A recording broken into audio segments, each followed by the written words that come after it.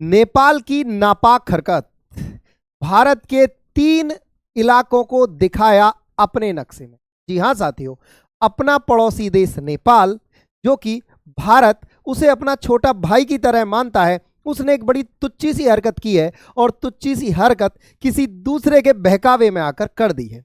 हरकत क्या है? हाल ही में नेपाल ने भारत के 3 हिस्सों को अपने नक्शे में दिखा दिया है। सर ऐसे कैसे दिखा दिया? क्या कोई विवाद है भारत और नेपाल के बीच? है तो कब से है, किस बात को लेकर है? आइए इन सारी बातों पर एक एक करके चर्चा करते हैं। तो सबसे पहले न्यूज़पेपर की कटिंग देखिए। न्यूज़ बनी हुई है, अंतरराष्ट्रीय सुर्खी बनी हुई है, ये न्यूज़ देखिए। S Jaishankar reality check to Nepal after currency notes features Indian areas. Jaishankar साहब निकल के आए और जयशंकर साहब बोले कि देखो भैया, एक हमारा पड़ोसी है, उसने अपने लेवल पर कुछ भी कर दिया है तो इससे जमीनी हकीकत नहीं बदल जाएगी। बोले गुरुजी क्या जमीनी हकीकत है? जमीनी हकीकत यह है, जरा देखिए, यहां देखिए सारे न्यूज़पेपर की कटिंग आप देख सकते हो। नेपाल की बड़ी हिमाकत, 100 रुपए के नोट पर छापेगा अपना नया नक्शा। अब आप कहोगे गुरुजी नेपाल की हिमाकत 100 रुपए के नोट पर छापेगा नक्शा, इसमें क्या दिक्कत है? भाई वो अपने 100 रुपए के नोट पे कोई भी नक्शा छाप सकता है, क्या ही दिक्कत है? मैंने कहा सुनो, 100 रुपए के नोट पर भारतीय क्षेत्रों वाला नक्शा छपेगा। बस यहीं से विवाद शुरू हुआ। सारा विवाद जो था वो देखिए यहां से शुरू हुआ। ये जो आपको दिख रहा है 100 रुपए का नोट है। 100 रुपए का नोट कहां का? भारत का? मैंने कहा नहीं, ये नेपाल का 100 रुपए का नोट है, करेंसी नोट है। फिर बोले गुरुजी इसमें क्या दिक्कत है? इसमें दिक्कत यह है कि अगर आपको इस 100 रुपए के नोट में ये जो मैप आपको दिख रहा होगा, ये वाला, ये कुछ इस तरह से ये मैप आपको दिख रहा होगा इस 100 रुपए के नोट में, ये वाला, ये नेपाल का मैप है, नक्शा है। यानी हाल ही में नेपाल ने अभी 25 अप्रैल और 2 मई को नेपाल की कैबिनेट की एक मीटिंग हुई और उसमें जो उनका 100 रुपए का नोट था पुराना, उसका डिजाइन चेंज करने की बात हुई और इस बात को उनकी संसद में मंजूरी मिल गई। जैसे अपने यहाँ संसद होता है ना, ऐसे ही वहां पर संसद में सारे सांसद बैठे और वहां का जो 100 रुपए का नोट था उसे नया नोट बनाने की स्वीकृति मिल गई, यानी उसका डिजाइन चेंज करना था। डिजाइन में क्या किया? डिजाइन में उन्होंने बीच में नेपाल का नक्शा दिया, जैसे इस तरह से ये दिया हुआ है। अब इस नक्शे में यहां 3 क्षेत्र भारत के शामिल हो गए।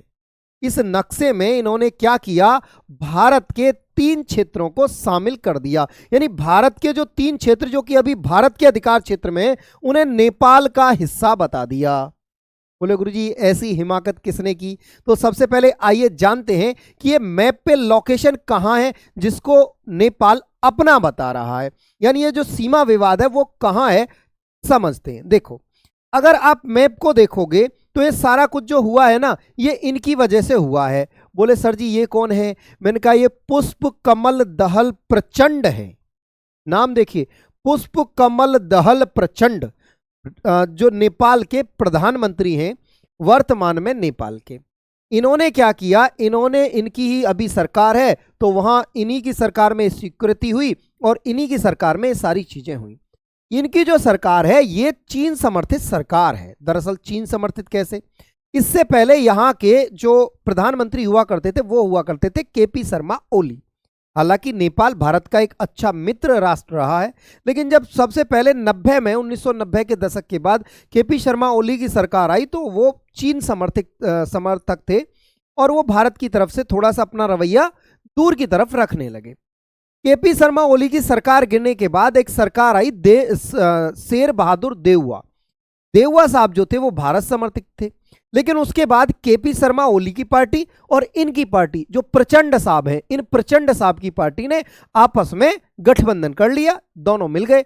तो दोनों मिलके उन्हें जो देव बहादुर साहब थे, देउवा जो थे, उनकी सरकार को गिरा के और वर्तमान में ये क्या है, ये नेपाल के प्रधानमंत्री बन गए।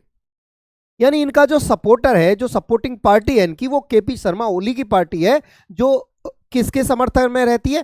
चीन समर्थक पार्टी है। चलिए अब यहां आइए, दोनों देशों के बीच 34 साल से यह विवाद चल रहा है। चीन समर्थक सरकार का फैसला, यानी ये जो अगर बात करें ये चीन समर्थक सरकार है और ये नेपाल में नोट पर छापे गए मैप 3 भारतीय राज्य इलाके, इन पर दोनों देशों में 34 साल से विवाद है। यानी जिन इलाकों की फोटो तस्वीर मैप में छापी है नेपाल ने, उन पर पिछले कितने साल से विवाद है? पिछले 34 साल से विवाद चल रहा है। अच्छा, उसके बाद ये न्यूज की बात करें तो लगभग अब से एक दिन पहले की, यानी आप जब मैं आपको ये न्यूज दे रहा हूं उससे एक दिन पहले यानी कल शाम की ये न्यूज है। अच्छा, उसके बाद बात करें तो यहां ध्यान से समझना ये एरिया कहां है जिसकी बात चल रही है। तो देखो ये रहा भारत, भारत में आप अगर इसे देख पा रहे हो तो ये रहा नेपाल, यहां ये रहा नेपाल, देखो इस तरह से ये रहा नेपाल। नेपाल में जिस जगह की बात हो रही है, जिस जगह की बात हो रही है वो जगह ये है, वो जगह ये है नेपाल में जिस जगह की बात हो रही है। अगर मैं इस जगह को जूम करूं, अगर मैं इस जगह को जूम करूं, इस जगह की बात हो रही है, इसको जूम करूं तो ये 3 जगह हैं। देखो ये छोटा सा भारत, इसमें इस जगह की बात हो रही है। पहली जगह कौन सी है? लिपियांगधुरा, दूसरी है काला पानी और तीसरी है लिपुलेख। लिपियांगधुरा, काला पानी और लिपुलेख, ये तीनों जगह हैं जिन पर विवाद है। इन तीनों पॉइंटों को नेपाल ने क्या किया है? अपने नक्शे में दिखा दिया है। गुरुजी ऐसा क्यों किया है? सारी चीजें विस्तार से समझते हैं। देखो यहां चक्कर क्या है और आप यहां साफ साफ देख सकते हो, इस हिस्से की बात चल रही है। यहां ये रहा ये पॉइंट, ये पॉइंट और ये पॉइंट, लिपुलेख, काला पानी और लिपियांगधुरा, ये 3 पॉइंट हैं जो नेपाल ने अपने नक्शे में दिखा दिए हैं। अच्छा, अब सर आगे अगर बात करूं तो देखो दिक्कत क्या है, मेरी बात सुनो। दरअसल इस पॉइंट को यहां से देखो, इस लिपियांगधुरा से और इस काला पानी से एक नदी निकलती है। ये नदी ऐसे आती है, ऐसे, ये नदी ऐसे आती है और ऐसे आके भारत में आ जाती है और एक धारा इसकी यहां से निकलती है, एक धारा इसकी यहां से निकलती है। ये 2 धाराएं निकलती हैं, मतलब ये यहां भारत को नहीं काटती, ये तो अलग है, ये भारत अलग है, ये यहां की बात चल रही है। यहां से 2 धाराओं में एक नदी निकलती है। देखो एक ऐसे धारा है और एक धारा ऐसे है, दोनों आगे मिल जाते हैं। नदी का नाम है काली नदी। नदी का नाम क्या है? काली नदी। ठीक है, भारत में जिसे आप शारदा नदी के नाम से जानते हो, उस नदी को नेपाल में काली नदी के नाम से बुलाया जाता है। तो एक धारा इसकी यहां से आई, एक धारा इसकी यहां से, दोनों यहां मिलकर आगे बढ़ी। अच्छा, अब दिक्कत क्या हुई? सुंगरौली की संधि हुई 1816 के समय में, अंग्रेजों के दौरान। नेपाल के राजा और अंग्रेजों के समय में संधि हुई कि भैया सुनो, इस नदी से इधर पूरब की तरफ तो नेपाल रहेगा, नदी से पश्चिम की तरफ तो भारत रहेगा। अब आप कहोगे सर फिर क्या दिक्कत है? दिक्कत यह है कि ये जो अब 2 धारा है ना, तो नेपाल कहता है कि जो हमारी जो संधि है ना, हमारी संधि के अकॉर्डिंग हम इस धारा तक अपनी सीमा मानेंगे, यहां तक। ये रहा, नेपाल यहां तक मानता है। भारत कहता है नहीं, हम इस संधि के अकॉर्डिंग हम मानते हैं कि इस नदी का उद्गम यहां से हुआ, काला पानी से, यहां से हुआ है। भारत उद्गम यहां से मानता है, भारत कहता है यहां तक हमारी सीमा, नेपाल कहता है यहां तक हमारी सीमा। इसी चक्कर में ये 35-40 किलोमीटर का झोलझाल है। पूरा जो राड़ा है, पूरा जो विवाद है वो इस पर है। आ गई बात समझ में? बाकी जो सारी बातें मैंने आपको यहां बताई वो सारी चीजें मैंने यहां लिख दी हैं कि नेपाल की 3 मई को मानचित्र के साथ एक 100 का जो नोट है वो जारी किया गया। उस पे भारत का जो 3 ये क्षेत्र जो मैंने बताए, इनको क्या किया गया? नेपाल ने अपने मैप में दिखाया गया। ये जो बैठक हुई 25 अप्रैल और 2 मई को इनकी कैबिनेट की बैठक में फैसला लिया गया। उसके बाद बात करें तो इससे पहले भी नेपाल ये काम कर चुका है। इससे पहले भी 18 जून 2020 को नेपाल अपने संविधान में संशोधन करके 3 रणनीतिक रूप से महत्वपूर्ण क्षेत्रों लिपुलेख, काला पानी और लिपियांगधुरा क्षेत्रों को शामिल करके देश के राजनीतिक मानचित्र को बदलने का प्रयास यहां कर चुका है। अच्छा, इस पर जब हमारे एस जयशंकर साहब से पूछा गया कि हाँ महाराज, नेपाल ने ऐसा ऐसा कांड कर दिया है, आप क्या कहना चाहोगे? ये बोले, ये क्या बोले?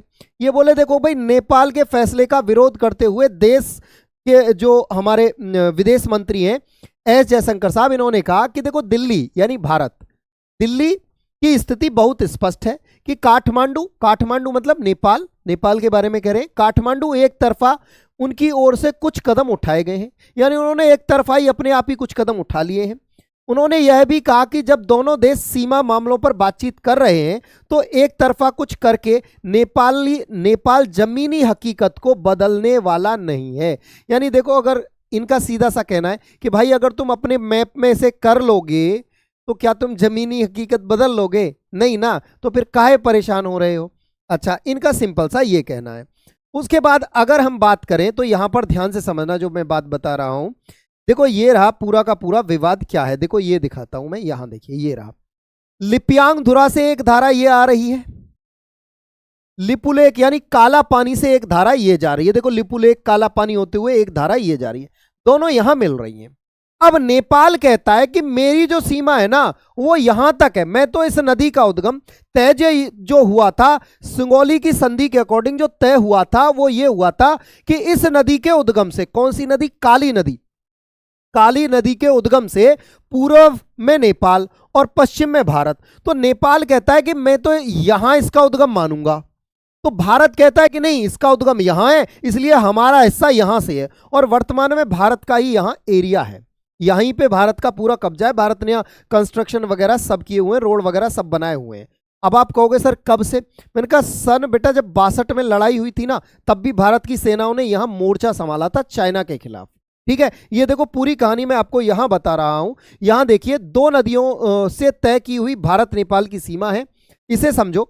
अंग्रेजों और नेपाल के गोरखा राजा, नेपाल का गोरखा राजा हुआ करता था जिसने 1816 में सुगौली समझौते में काली नदी के जरिए भारत और नेपाल के बीच की सीमा तय की थी। समझौते के तहत काली नदी के पश्चिम का क्षेत्र जो था वो भारत का था और पूर्व का जो था वो नेपाल का था। अब समस्या ये हो गई है कि दोनों इसका उद्गम कहां से है ये निर्धारित नहीं कर पा रहे हैं। नेपाल कहता है मेरा यहां से है, भारत कहता है नहीं मेरा इधर से है, दोनों में। यानी नेपाल कह रहा है कि मेरा उद्गम इसका यहां से है तो मेरा क्षेत्र यहां तक, भारत कह रहा है नहीं उद्गम यहां से है तो मेरा क्षेत्र यहां तक। कुल जमा बात यह है। अच्छा, ये जो विवाद है ये कब से शुरू हुआ? इस विवाद की बात करें तो ध्यान से समझना, ये विवाद आज से नहीं, यानी जब भारत चाइना वॉर हुआ उस समय तक भी नहीं, जब 1990 में केपी शर्मा ओली प्रधानमंत्री बन के आए तब से विवाद हुआ और 2015 में ये विवाद और भी ज्यादा गहरा हो गया था। उसके बाद बात करें तो ध्यान से समझना, अब इससे भारत इसे देता क्यों नहीं है? देखो यहां देखो ये जो विवाद शुरू हुआ ना, भारत में पहली बार 1962 में युद्ध के समय यहां सेना तैनात की थी। भाई भारत ने 1962 में जब चाइना से युद्ध हुआ तो यहां सेना तैनात की थी अपनी। इस इलाके को महत्व को देखते हुए यहां आईटीबीपी तैनात रहती है। उसके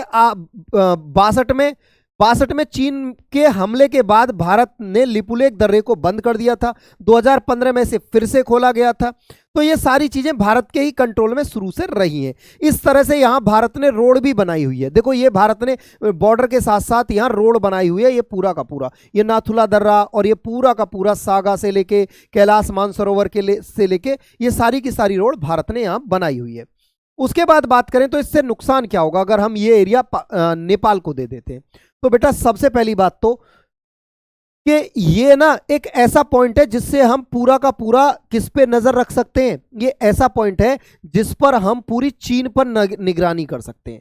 उत्तराखंड के पिथौरागढ़ जिले में काला पानी नेपाल, भारत नेपाल और चीन की सीमा के बीच एकदम ट्राई जंक्शन है, यानी हम यहाँ चाइना पे नजर रख सकते हैं। यहाँ भारत की भी सीमा, नेपाल की भी और चीन की भी है। दूसरा, 1962 में आप पहली बार सेना तैनात की थी ये मैंने आपको बता दिया। उसके बाद इसमें दिक्कत किसकी है? इसे नेपाल को हवा कौन दे रहा है कि जाओ बेटा, वो वाली बात है ना कि तुम संघर्ष करो नेताजी, तुम संघर्ष करो, हम तुम्हारे साथ हैं। बिल्कुल वैसा ही नेपाल कर रहा, चाइना कर रहा है किसके साथ? नेपाल के साथ। जैसा अमेरिका ने किया किसके साथ? अमेरिका ने किया यूक्रेन के साथ कि जाओ बेटा तुम लड़ो, हम तुम्हारे साथ हैं, और बेटा यूक्रेन को निपटवा दिया। तो बेटा नेपाल बात ऐसी है, सुन लो दो टूक, कि अगर बेटा तुम चक्कर में आ गए ना चाइना के तो निपट जाओगे। देख लो ऐसे दूसरे के बहकावे में आके क्या हाल होता है, ये यूक्रेन से सीखो, समझे? तो देखो समझदार कौन होता है? समझदार वो होता है जो अपनी गलती करके नहीं सीखे, दूसरे की गलती से सीखे। तो बेटा दूसरे की गलती से सीखो, नेपालियों दूसरे की गलती से सीखो, छोटे भाई हो, छोटे भाई की तरह रहो। हम यार तुम्हें इतना मदद करते हैं फिर भी तुम हमारे ऊपर ऐसे लांछन लगा रहे हो, ऐसी बातें कर रहे हो, ये बड़ा गलत बात है। और सीधी सी बात है यार, पड़ोसी मित्रों, चाइना के अगर एक बार कर्ज में दब गए ना तो निकल नहीं पाओगे। यूक्रेन अगर अमेरिका के चक्कर में ना आके रशिया से ना पंगा लेता तो आज ये हालात ना होते। ठीक है, तो मामले की गंभीरता को समझते हुए, देखते हुए चीजों को समझो और शांति से रहो यार। पड़ोसी है, मिलजुल के रहो, बढ़िया से व्यापार करो यार, दोनों पैसे कमाओ। चलिए ठीक है, तो ये सारी की सारी बातें थी जो मैंने आपको बता दी हैं। बाकी आपकी इस विषय पर क्या राय है जरूर आप कमेंट बॉक्स में कमेंट करके बताइए। मिलेंगे अगली क्लास में, तब तक के लिए नमस्कार। जय हिंद, जय भारत।